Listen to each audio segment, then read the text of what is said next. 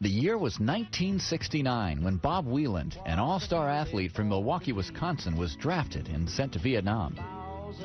When Bob was given a choice of becoming a cook or a medic, he chose medic.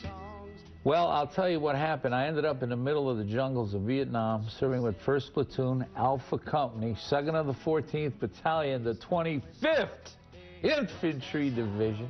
And one day we were out on a search and destroy mission, told to go into an enemy stronghold and turn the place into a parking lot. But to our surprise, it was our company that got ambushed and said, next thing I know, explosives are going off, men are getting killed, they're getting injured. What do? Bob Wieland ran up to assist my fallen comrades, and I'm doing that.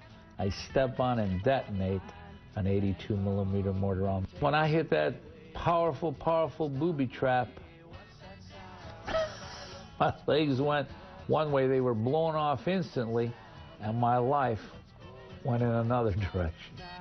Rushed to the hospital where he would lay unconscious for 6 days, Bob struggled to stay alive and rebuild his shattered life. Well, the doctors came to my bedside and they said, Bob, you're going to have to start a rehabilitation program. And I was a little insulted. They only brought a 5-pound weight, but to my surprise, I was so weak, I could not even lift that 5-pound weight.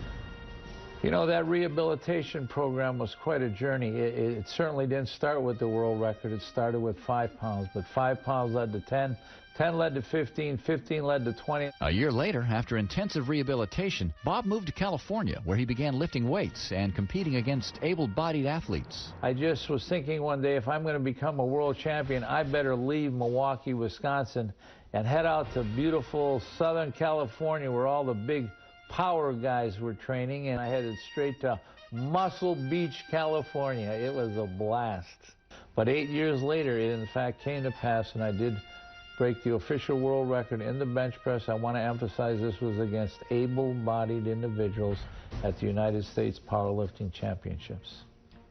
I was actually at a body weight of 122 pounds when I bench pressed 303 pounds, and at that time it was 13 pounds over the official world record. When I did break the world record, unbeknownst to me, a little-known rule came out of the official powerlifting handbook, and it said that if a man enters competition, breaks a world record, and he's not wearing shoes, he must be disqualified.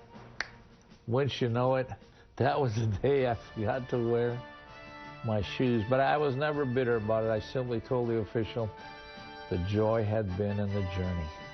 After earning a degree in physical education, Bob Wieland was given an opportunity to become the strength and conditioning coach of the Green Bay Packers.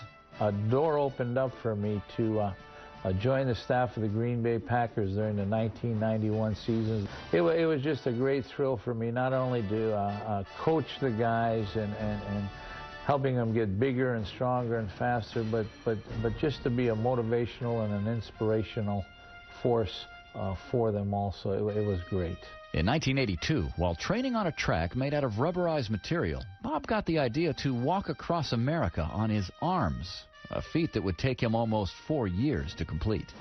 I trained for 18 months, and I felt compelled to announce to the world I was going to walk across America. And of course, everybody started laughing at me, and they never thought I'd get out of Los Angeles. But 3 years, 8 months, and 6 days later, the 2,784.1 mile journey had been completed and took approximately 4,900,016 steps. Since then, he's biked across America and back, competed in numerous triathlons, and is the only double amputee to complete the rugged Ironman triathlon in Kona, Hawaii. I've always been kind of fascinated just to test my body, to see how far it can go, what it's capable of doing, expanding my vision through athletics. It doesn't take much to get me going. I just enjoy what sport is all about, and much like all the other athletes, just trying to give it everything you have to find out in there what you're all about. Well, what began as a tragedy has turned into a triumph for Bob Wieland as he uses his God-given talents to inspire others to never give up.